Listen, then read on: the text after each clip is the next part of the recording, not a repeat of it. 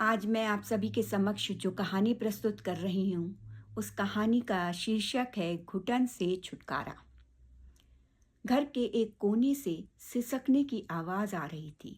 दीपा अपने मन को हल्का कर सबके सामने आने का विधान कर रही थी। मन बहुत भर जाता है, पर निकालने का अवसर कम मिल पाता है। सुबह से ही उसे समझ नहीं आ रहा था कितनी बातों को अपने अंदर समाहित करे। कब से वो अपनी बात सबके सामने रखने का मौका तलाश रही थी, पर नाकाम रही। आखिर अपने आप को संभालने का पहले उसने उपाय सोचा। इतने में पड़ोस की महिला धड़धड़ाते घर के अंदर घुसी, वो भी दीपा नाम की गुहार लगाते हुए। सामने दीपा की माँ आंखों के सामने पड़ी। अरे कहाँ है दीपा? आज उसे याद दिलाना है, मीरा की कंप्यूटर की कल परीक्षा है और उसका समझाया मीरा को भाता है। दीपा ने अंदर से सुना और सोचा, काश मुझे भी समझ पाता कोई कि मुझे क्या भाता है। अम्मा पापा क्यों दूसरों का इतना सुनते हैं? क्यों दूसरों को इतनी छूट देते हैं कि आकर फ्री फंड में एडवाइस देकर चले जाते हैं? क्योंकि वे दूसरे का लिहाज करते हैं और मुंहफट जवाब नहीं देते हैं।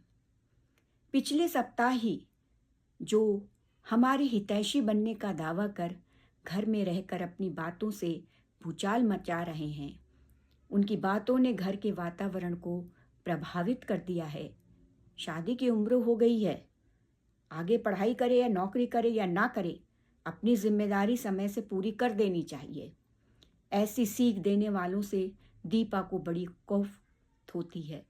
और उससे बढ़कर क्यों ऐसे लोगों को एंटरटेन किया जाता है?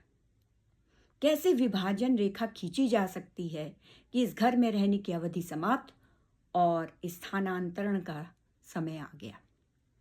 हमारी मर्जी, हमारे लोग, हमें सोचने समझने का अधिकार है। दूसरों की विचारधाराओं के वशीभूत क्यों? करना न धरना, विचारों की लकीरें अनायास खींच देना। आज इसीलिए दीपा को अपनी बातों को स्पष्ट रूप से रखने का साहस करना था। इसके लिए उसे सबसे पहले अपने आप को संभालना था, भावनाओं से परे। उसे अपनी बातें ऐसी रखनी थी कि लोगों को समझ आ जाए कि मेरे मन में क्या है, मैं क्या चाहती हूँ। अम्मा कहने लगी, हाँ बुलाती हूँ, जबकि उन्हें एहसास था कि दीपा नजरें बचाकर कहीं रो रही है और मन शांत होने पर बाहर निकलकर आ जाएगी, जैसा वो प्रायः करती है, और फिर सामान्य हो जाती है। पर उन्हें क्या मालूम कि आज वो वाली दीपा नहीं है। आज उस झंझावात से निपटकर एक अलग दीपा का आगमन होने वाला है। अम्मा अलग पुकारने में हिचकिचा रही थी, क्योंकि उन्हें पता था कि दीपा सबके सामने आने से कतरा रही थी। यूं आसानी से बाहर नहीं आएगी। पुनः पुकार से दीपा को लगा अब बाहर जाना होगा और अपनी बात से वाकिफ कराना होगा। कभी ना कभी सामना तो करना ही पड़ेगा, चाहे कैसे उस घुटन को खत्म करना ही होगा। वो सोच रही थी अपने मन की बात को बताने के लिए भी कितनी जद्दोजहद करनी पड़ती। मैं अपने लिए कर रही हूँ, किसी दूसरे पर भी थोप नहीं रही। अपने लोगों से अपने घर में नहीं रख सकती तो और कहाँ?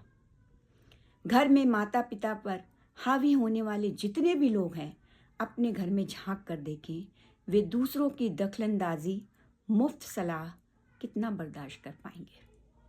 मेरे माता पिता सबका सुन लेते, जवाब नहीं देते, इसका मतलब कोई भी आया गया उन्हीं के घर में उनके परिवार के लिए पाठ पढ़ा जाए। ये सब सोच ही रही थी, एकाएक झटके से उठी, इस निर्णय पर पहुंची, अब सिसकने का समय नहीं। बहुत फर्म होकर अपने निश्चय को सामने रखना है। दीपा सामने आई और बोली, मुझे आप लोगों से बात करनी है और आप सभी को सुनना होगा।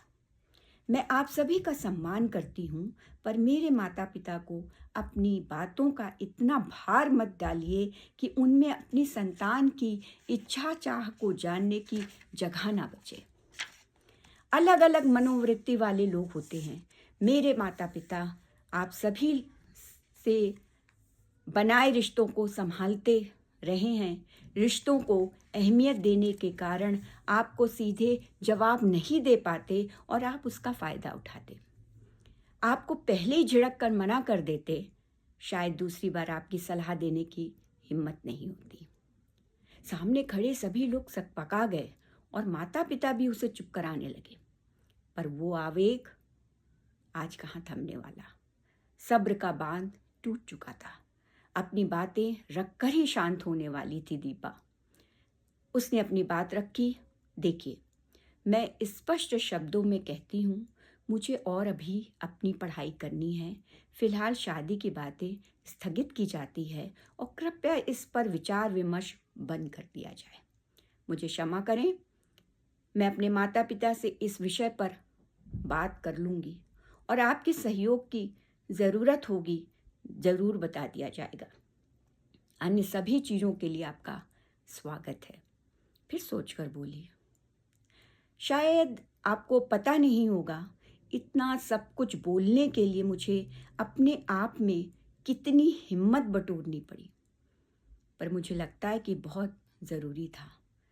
मैं और मेरे माता पिता सब एक दूसरे के लिए सक्षम हैं, सही निर्णय ले सकते हैं। आशा है आप सभी मेरी बात अच्छे से समझ गए होंगे। आखिर दीपा ने अपनी बात लोगों के बीच रखकर इतने दिनों की घुटन से छुटकारा पा लिया था। सच, कभी कोई चीज़ों को ज़बरदस्ती बर्दाश्त करना, विरोध न करना भी दिक्कत पैदा कर देता है। समाज को लेकर चलना होता है, पर अनायास बेवजह थोपी जा रही नसीहतों का हावी होना सही नहीं है। धन्यवाद।